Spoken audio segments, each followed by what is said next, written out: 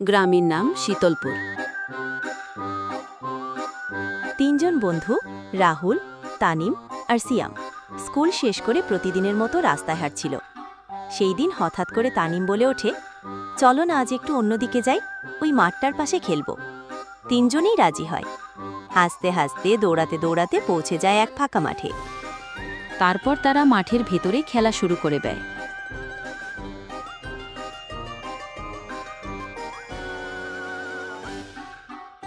তারা আবার গ্রামের একটি পথ দিয়ে হাঁটতে থাকে।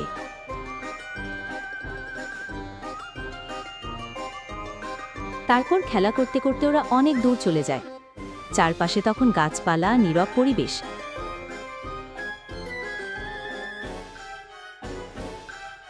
হঠাৎ রাহুল পিছলে পড়ে একটা গাছের শিকড়ে, কিন্তু তখন তানিম আর সিয়াম খেয়ালই করে না। ওরা সামনে এগিয়ে যায় আর রাহুল একা পড়ে যায় পেছনে। রাহুল উঠে দাঁড়ায়, চারপাশে দেখে, কিন্তু তার বন্ধুরা কোথাও নেই। সে এগিয়ে চলে একা, একটা ভুল পথ ধরে। চলার পথে রাহুল দেখে এক অদ্ভুত দৃশ্য।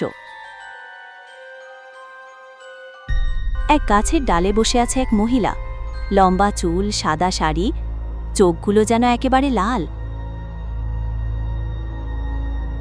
রাহুল কাঁপা গলায় বলে, কে ওখানে? ওই নারী এক শাকচুন্নি। ঠোঁটে হাসি নিয়ে রাহুলের দিকে তাকায়। শাকচুন্নি নিম্নস্বরে বলে, তুই এখানে একা কেন রে? রাহুল দৌড়াতে চেষ্টা করে, কিন্তু তার পা জড়িয়ে আসে গাছের শিকড়ে। শাকচুন্নি নেমে আসে গাছ থেকে আর রাহুলকে টেনে নিয়ে যায় জঙ্গলের ভিতরে।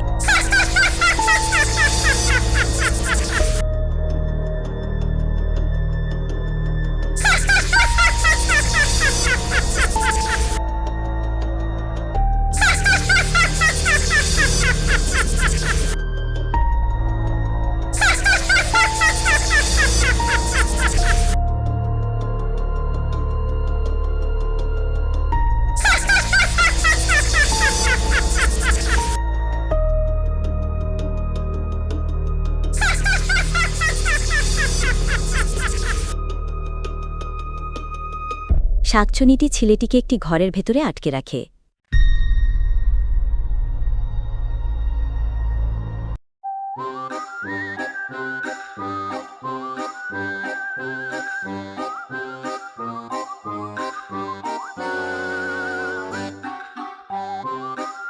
হঠাৎ করে তার বন্ধুরও খেয়াল করে তার বন্ধু তাদের সাথে নেই। তারা দৌড়ে যায় সেই মাঠে এবং তার বন্ধুকে ডাকতে থাকে।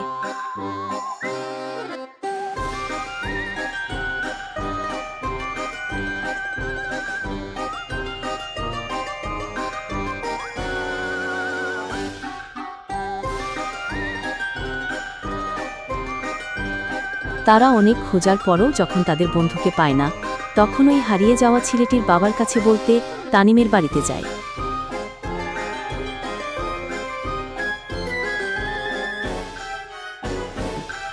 অনেক খোঁজার পরেও রাহুলকে না পেয়ে তারা দৌড়ে রাহুলের বাবার কাছে যায়।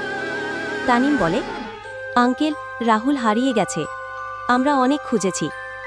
রাহুলের বাবা বলেন, ভয় পেও না, আমি আছি, আমরা সবাই মিলে খুঁজে বের করব ওকে।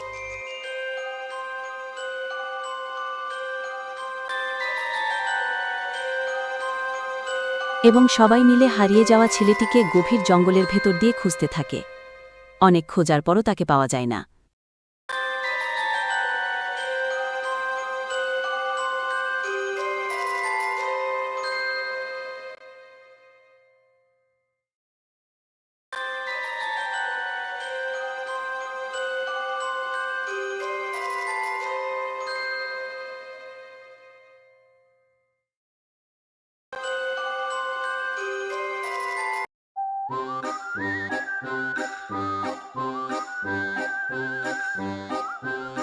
ক্লান্ত হয়ে এক সাধুর আশ্রমে আশ্রয় নেয় তারা। সাধু বাবা বলেন, আমি সব জানি। যে ছেলেটি হারিয়েছে সে এখন এক অশুভ শক্তির কবলে পড়েছে। তাকে রক্ষা করতে হলে সাহস আর বিশ্বাস দরকার।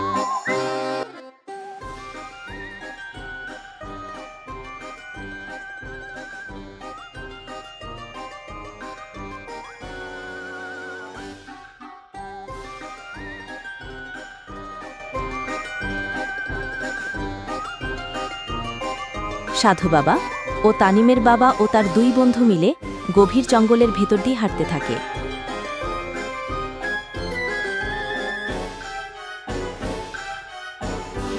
অবশেষে তারা চারজন ভূত রাজ্যে প্রবেশ করে।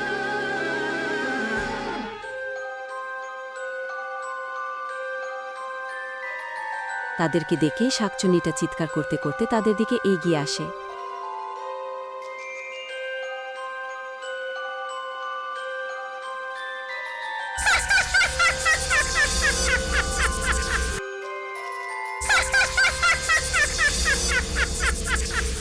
রাহুল তামিমকে ডাক দেওয়া মাত্রই তামিম দৌড়ে ঘর থেকে বেরিয়ে আসে।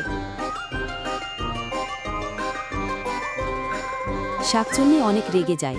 তখনই সাধু বাবা একটি মন্ত্র পড়তে শুরু করে ও সাধু পাত্রে শাকচুন্নিকে বন্দি করে রাখে ও তামিম মুক্তি পায়। শাকচুন্নি অনেক রেগে যায়। তখনই সাধু বাবা একটি মন্ত্র পড়তে শুরু করে ও সাধু পাত্রে শাকচুন্নিকে বন্দি করে রাখে ও তামিম মুক্তি পায়।